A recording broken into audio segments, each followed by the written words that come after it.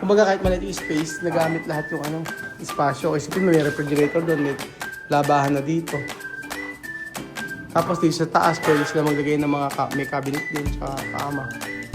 Maluwang yung taas eh. Ano mayayari na naman? Tapos na?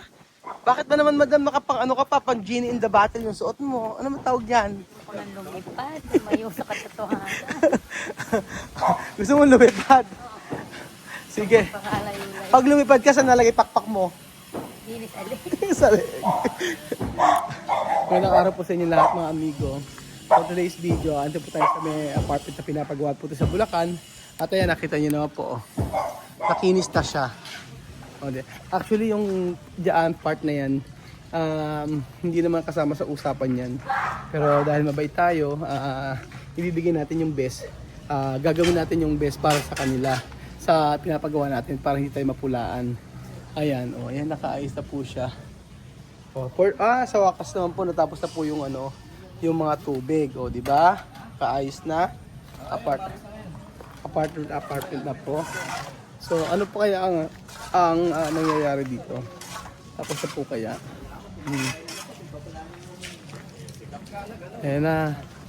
Ayan. Wala pa rin nangyayari. Ganun pa din. Ay, ano ko sa? Ayun. Pares pa rin. Parang walang nagbago. Pero po, wala na pong nangyari. Yung mga gawa po nila, saksakan po ng babagal. Paano pa kayo mabobote? Nagbayad na ako. Oo, nagbayad na ako. Ayan, ito na po yan. Meron ng mga grill po. Kompleto na pala dito. Ayan. Kompleto na rin. Nagkabit na rin po lahat. Tapos ito. Tinakpan. Tatakpan siya. Yung pinaka... Pwede nga makinig. Sana pwede umakyat. Ayan, pwede na rin umakyat. Tingnan natin kung okay lang. Okay yung hagdan. Maganda kayong gumawa ng hagdan. Oo. Maglalagay lang ng kama, Okay. Tapos makapaglalagay pa sila ng cabinet dito, pag gusto nila. Oo, sabon. Ganda.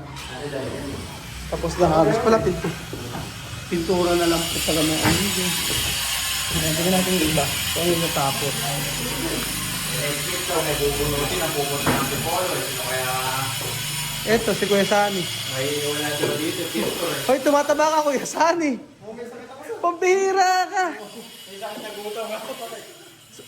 Pagkaso... Laki na tinaba ni Kuya Sani. Ano? Laki na tinaba ni Kuya Sani. Ilang linggo lang dito eh. Tapos dito pa. Ayan.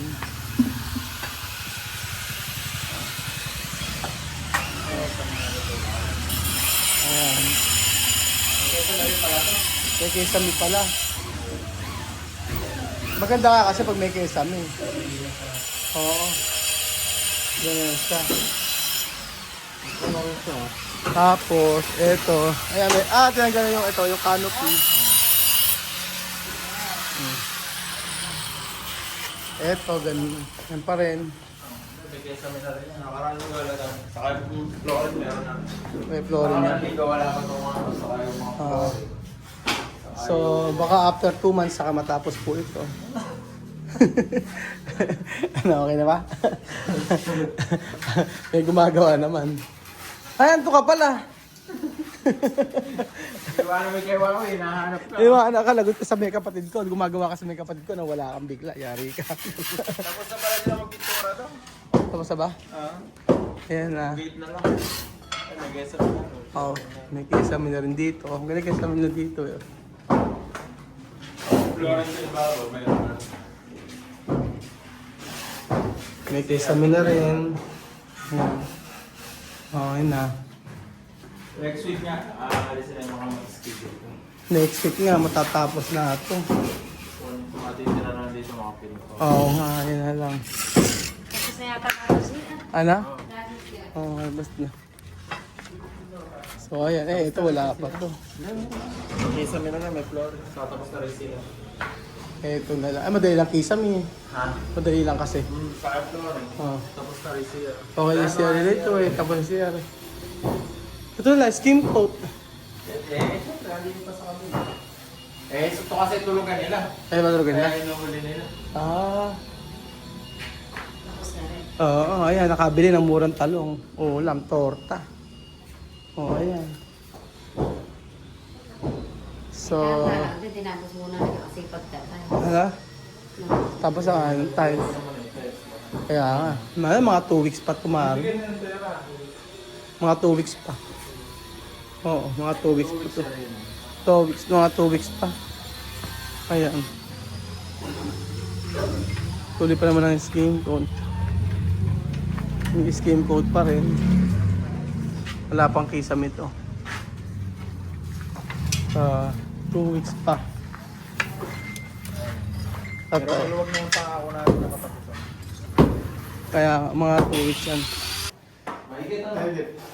Mahigit 3 meters yung pero yung haba niya sa 3 meters. 3.5 to by 6 yan. 3.5 by 6. Oo, 3.5 by 6 pero maliit siya pero nagamit lahat ng space. Ayan, oh. Tapos ito refrigerator. Oh.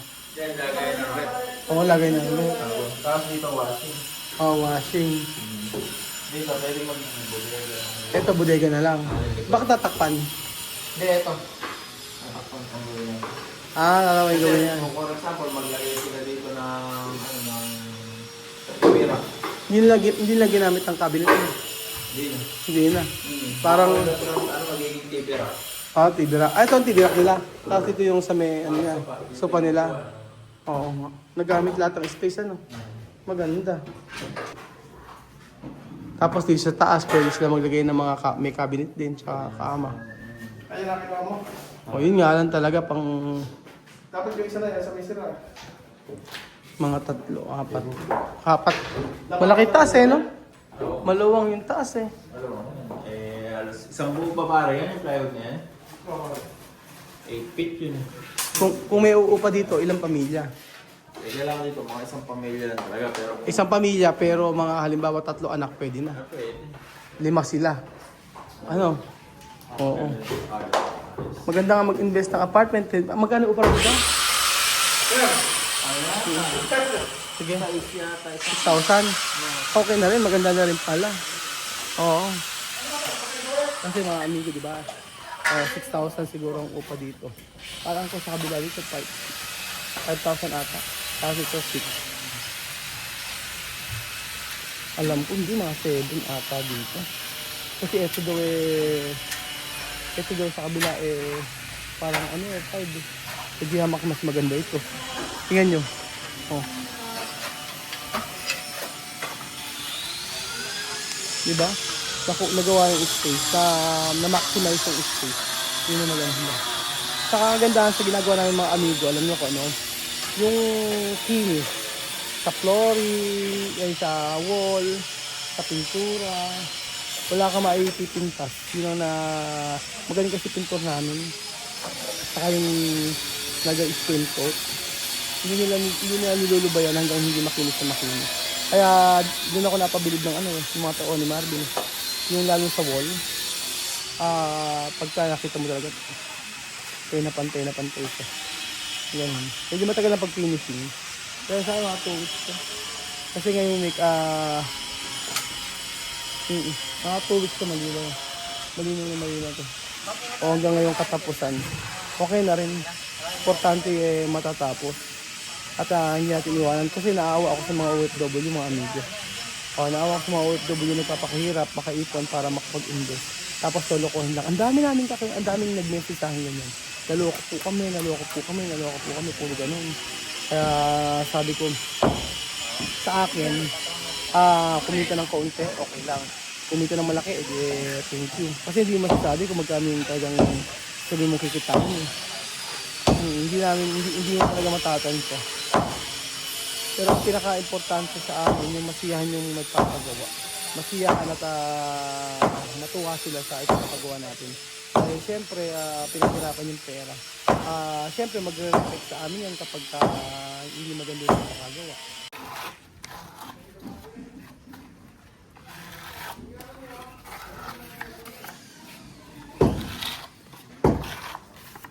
Yan. Nagreklamo si Madam, nagreklamo si Beljun. Nakaraan, kumain kami. Ano? Hapon na tayo kumain. Itanong No? mo muna kung ano inirereklamo niya. Nagreklamo kasi daw pagod daw siya maghapon, wala pang siyang lunch, tapos pakakain mo raw sa mga turo-turo, ayaw Kaya niya. nga sabi ko, hiyang-hiya kami kay Kuya Ben. Kasi nasama siya na gano'n, hindi nakakain. Kami nga, umaga, anong oras kami kumain? Hapon na, inuna kasi namin yung... Ano ba makaguluhan nangyayari dito para pagkain na Importante. Kasi Beljun, ang sabi mo kasi ayaw mo Ano kumain sa turo-turo.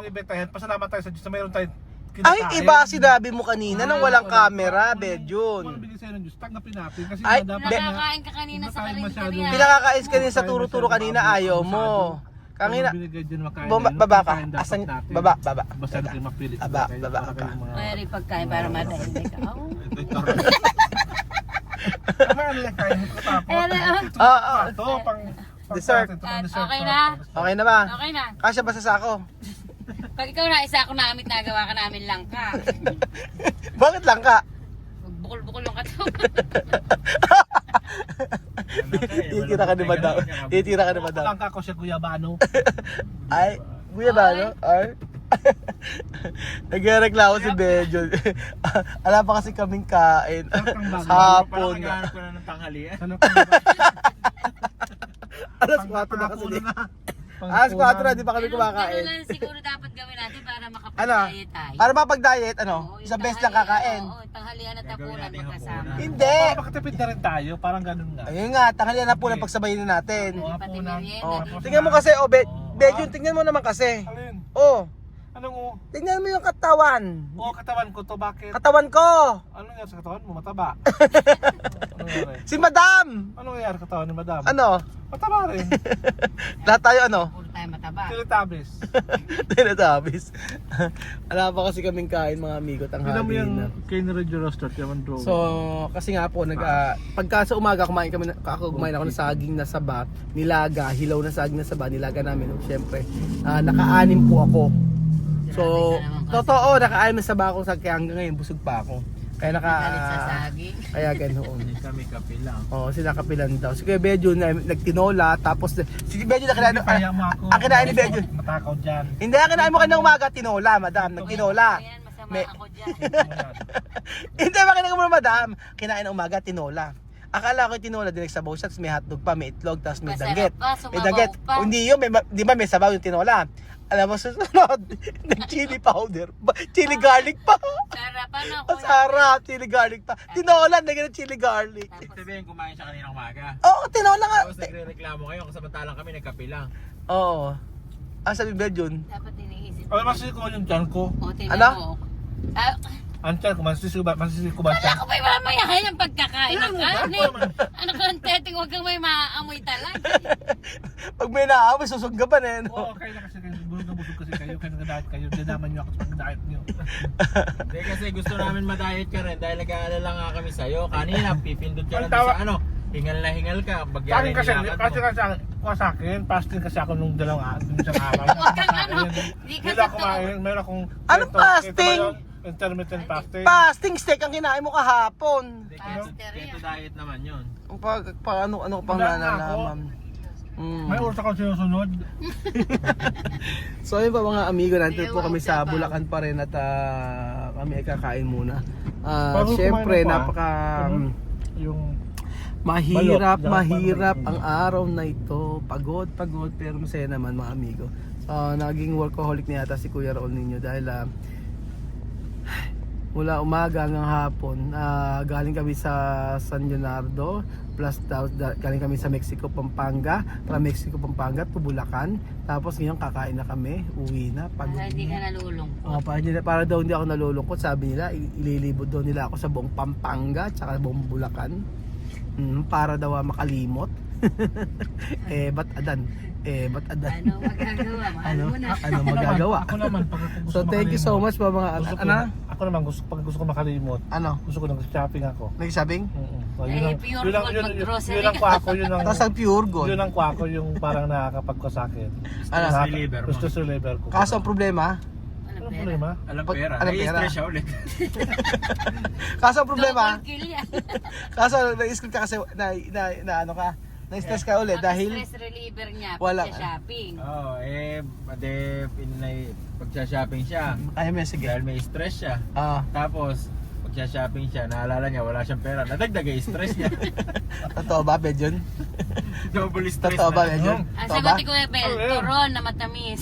Pag wala akong pera, credit card yung nagamit ko. Hindi kagaya sa inyo Sana na... all may Ano? credit Hindi card. kagaya sa inyo na mawala kayo kahit ATM card, wala kayo. Magkano ka? Binili. Bigyan mo ng 10 piso. Di bali na wala akong credit card. Ayoko lang natatawagan. Isipin mo Ay, yung meron utang. kami nito. Oh, man. Walang laman. Wala na laman. Oo, Ate, puro kasi ng pakitang tao na mayroong ganyan pero wala naman talaga. oo, sige, mahusay ka. Akin na iturong ko. Binigyan Wala na, kita ng boss turong, na. di ba? Tingnan mo, pagkatapos Dakpain mo, yan. dakmain mo. Ganyan naman kayo pagkatapos kayong bigyan. May nasasabi pa rin Ubos na kayo. kasi O, ano puro pa yung kayo- kaliwang kamay, kainin mo. Binigay na yung kanan, gusto pa Nagbababag, kainin ano? yung kaliwa. Mga nagbababag. Ganyan kayo, ha? Ganyan kayo. Nakaimot lang.